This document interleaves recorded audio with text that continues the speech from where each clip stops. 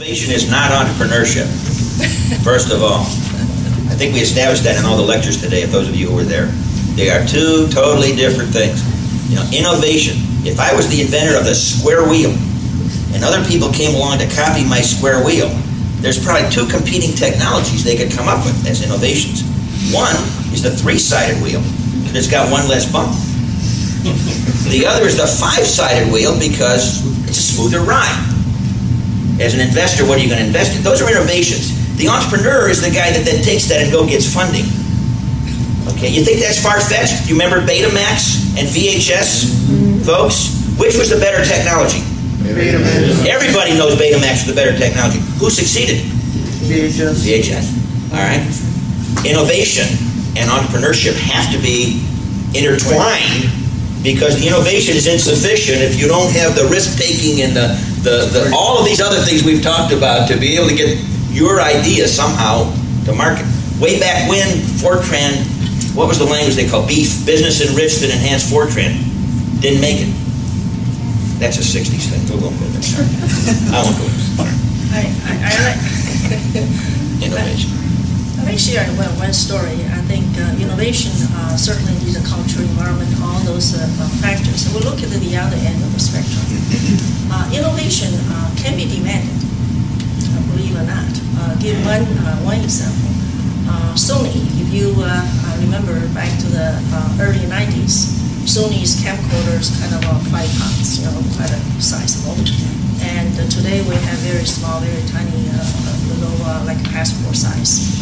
And the Sony at the time, in the early 90s, their executive told the engineering group, as we all know, engineering manufacturing is very strong in the Sony Corporation, and telling them, say, we got to shrink down the size of the camcorder because this market should have a smaller, lighter weight, very convenient, user friendly, just too heavy and too big. The engineer said, this design is so great. We spent a lot of time and years into this. It's just really the final product. There's no room to change the design, make it smaller. Then this executive said, well, then dump it in a bucket of water. If there's a bubble come out, you still have room to shrink down the camcorder. So after just within 18 months and 2 years, then the new version of Sony came out. Yeah, I think innovation quite often is interpreted to mean a superior product in some technical way. It may not. Let's take a look at solar cells, for example. Right now, solar energy per kilowatt hour, what you see in your bill, is about 6 times too expensive, or 7 times too expensive. So the question is, well, should we make solar cells from more sophisticated technical materials to get them more efficient? And there could be some innovation associated with that, but it might be the wrong innovation. The right innovation may be get very inefficient solar cells, less efficient than the ones we have now, but materially cheaper.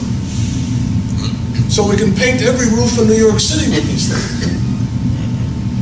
And so the innovation question usually has to be related to what's the end use.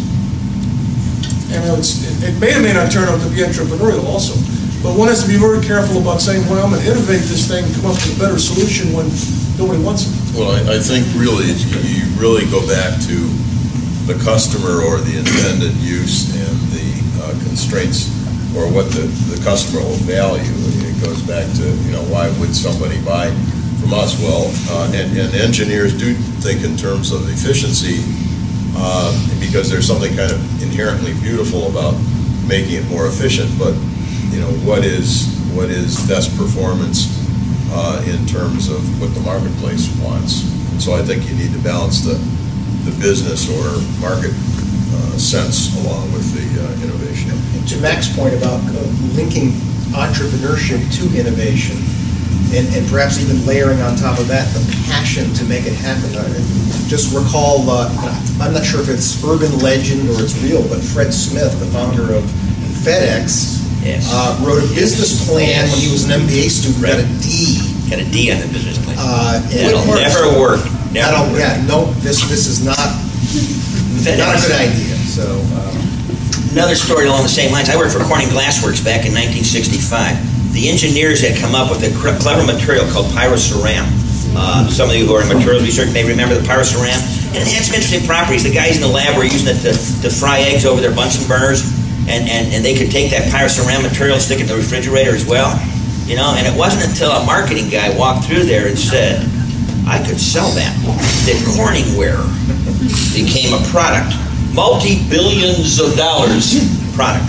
Okay? The engineers didn't do it. So in teaching, the thing you started asking about is innovation and entrepreneurship. What should we teach? We got to be teaching somehow to be open to the possibilities. This whole collaboration idea of your Idea Institute, you know, it took a team. It wasn't the engineers doing everything themselves. It was the interdisciplinary nature of it, the getting people together in a collaborative team, which is kind of the in sort of management concept as well right now. At one point, we used there was a field called operations research. You know, the application of scientific method by interdisciplinary teams to solve problems of organizational control, blah, blah, blah. And there were departments, even at this school, of operations research. Well, that's now a bunch of linear programming techniques and queuing theory or something stuff, and they don't teach that anymore. But the philosophy is still there. That's why this Idea Institute you talked about this morning at breakfast is so intriguing for a university to pursue some of this, and to be able to teach people simply to be open to new ideas, not to think out of the box. We call it cloud thinking, not cloud computing, but cloud thinking. I like that phrase. You're thinking Cloud thinking. Cloud thinking. We're gonna adopt that. We're also gonna adopt Nichols' law. That's gonna be the end of Third to market. We're sealing that too. So. $800.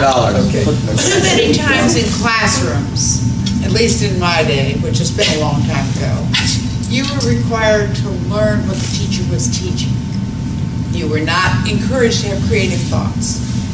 I can remember one at this lovely institution. It was called Analysis of Variance.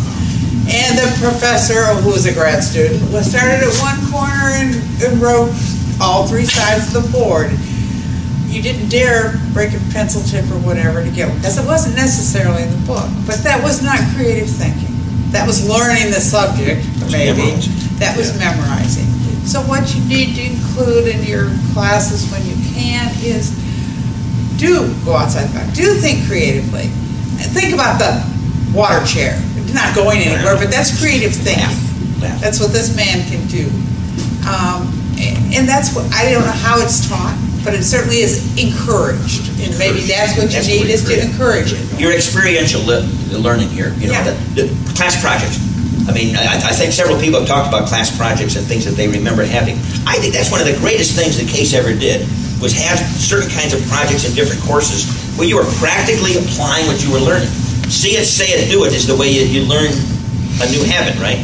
You have to do it 3 times over. Well, if you go work on it and you use the things you've learned from 2 or 3 courses, wow, you just instilled that in somebody. The whole idea of putting ideas together, which is collaboration, putting ideas together. I think it's great, and you know, I for one, I think we all we appreciate what we learned here.